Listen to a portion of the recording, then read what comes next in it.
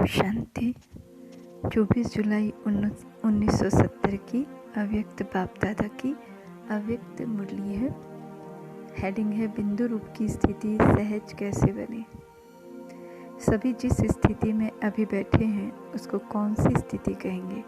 व्यक्त में अव्यक्त स्थिति है। बाप दादा से मुलाकात करते समय बिंदु रूप की स्थिति में स्थित रह सकते हो। हर एक ने अपना अपना विचार सुनाया। बिंदु रूप की स्थिति विशेष किस समय बनती है? जब एकांत में बैठे हो तब, या चलते फिरते भी हो सकती है। अंतिम पुरुषार्थ याद का ही है, इसलिए याद की स्टेज व अनुभव को भी बुद्धि में स्पष्ट समझना आवश्यक है। बिंदु रूप की स्थिति क्या है और अव्यक्त स्थिति क्या है, दोनों का अनुभव क्या क्या है। क्योंकि नाम दो कहते हैं तो जरूर दोनों के अनुभव में भी अंतर होगा। चलते फिरते बिंदु रूप की स्थिति इस समय कम भी नहीं, लेकिन ना के बराबर ही कहें। इसका भी अभ्यास करना चाहिए।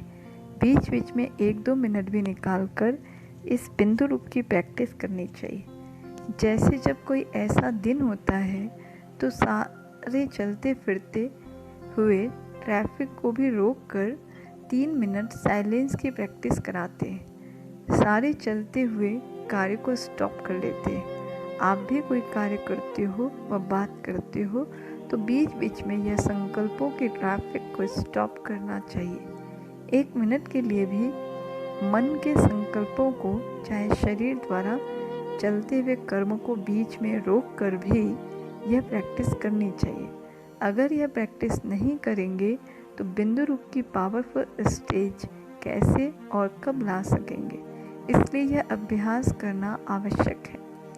बीच बीच में यह प्रैक्टिस में करते रहेंगे तो जो आज यह बिंदु रूप की स्थिति मुश्किल लगती है वह सरल हो जाएगी।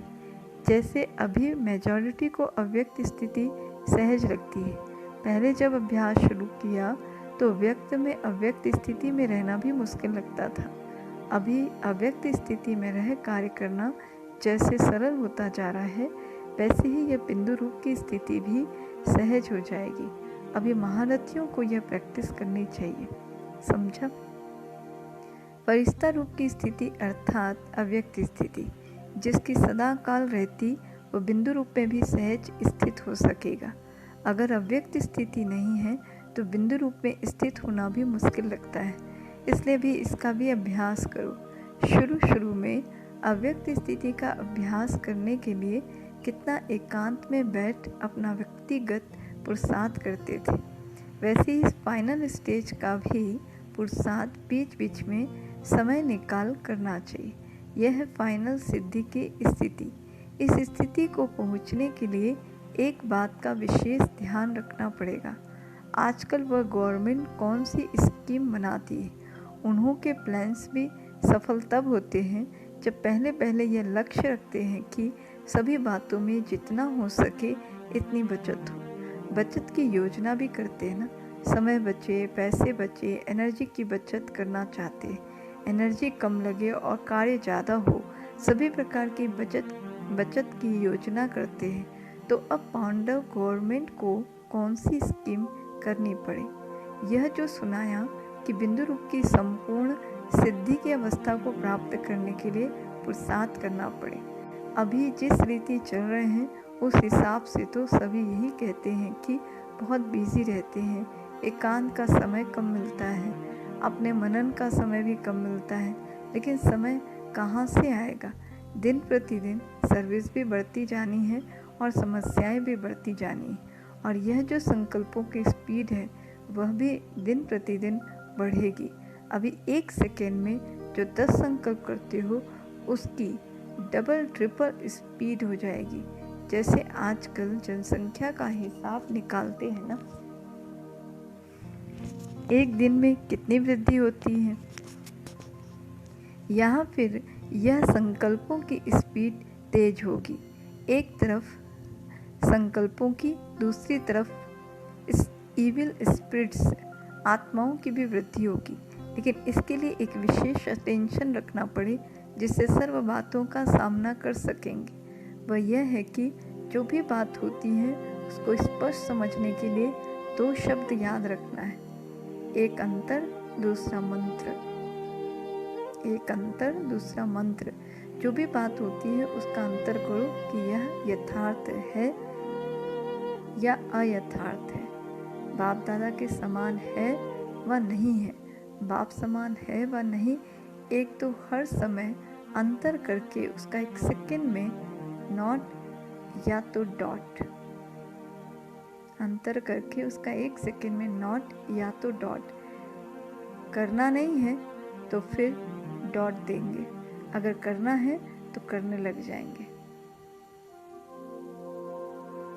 तो नॉट और डॉट ये भी स्मृति में रखना है। अंतर और मंत्र ये दोनों प्रैक्टिकल में होंगे, दोनों को भूलेंगे नहीं तो कोई भी समस्या व कोई भी इविल स्पिरिट सामना नहीं कर सकेगी। एक सेकंड में समस्या भस्म हो जाएगी। इविल स्पिरिट्स आपके सामने ठहर नहीं सकती, तो यह पुरुषार्थ करना पड़े, समझा। इविल स्पिरिट्स का रूप कौन सा है? उनका स्पष्ट रूप है किन्हीं आत्माओं में प्रवेश होना, लेकिन इविल स्पिरिट्स का कुछ गुप्त रूप भी होता है। चलते चलते कोई में विशेष कोई ना कोई बुरा संस्कार बिल्कुल प्रभावशाली रूप में देखने में आएगा, जिसका इफेक्ट क्या होगा कि उसका दिमाग अभी अभी एक बात अभी अभी दूसरी बात वह भी फोर्स से कहेंगे। उनकी स्थिति भी एक ठिकाने टिकी भी नहीं होगी। वह अपने को भी परेशान करते हैं, दूसरों को भी परेशान करेंगे।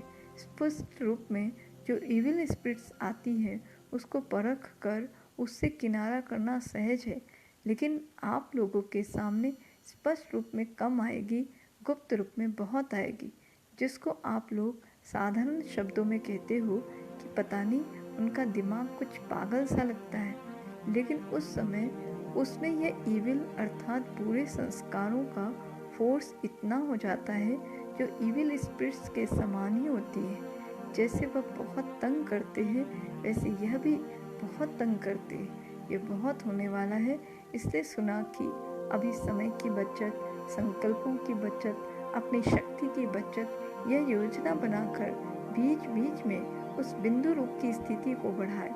जितना बिंदु रूप की स्थिति होगी उतना कोई भी इविल स्पिरिट्स व इविल संस्कार का फोर्स आप लोगों पर वार नहीं करेगा और आप लोगों का शक्ति रूप ही उन्हों को मुक्त करेगा।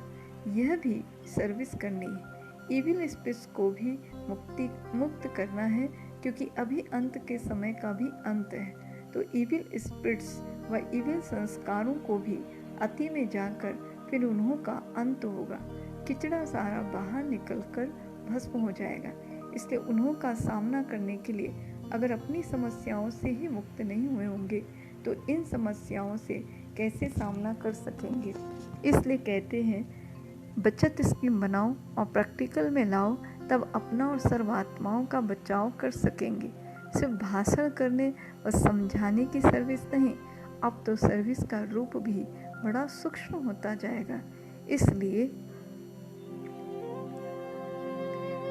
अपने सूक्ष्म रूप की स्थिति भी बढ़ाओ। यह सभी प्रत्यक्ष होकर फिर प्रायः लोप होना है। प्रायः लोप होने पहले प्रत्यक्ष हो, फिर प्रायः लोप होंगे। सर्विस इतनी बढ़नी है जो एक एक को 10 का कार्य करना पड़ेगा। शक्तियों की भुजाएं कितनी दिखाते हैं। भुजाओं का अर्थ है इतनी सर्विस में मददगार बनना। पांडव समझते हैं कि यह तो शक्तियों की ही भुजाएं हैं। पांडवों की फिर क्या दिखाया मालूम है? लंबा दिखाया है। तो यह भी पांडवों की इतना ज़्यादा मददगार बनने की निशानी है। लंबा शरीर नहीं, लेकिन बुद्धि लंबी है। इन्हों का आगे दौड़ना गोया शक्तियों का आगे दौड़ना है। शक्तियों को आगे रखना, यही इन्हों की दौड़ की निशानी है। अच्छा, ओम शांति, ओम शांति।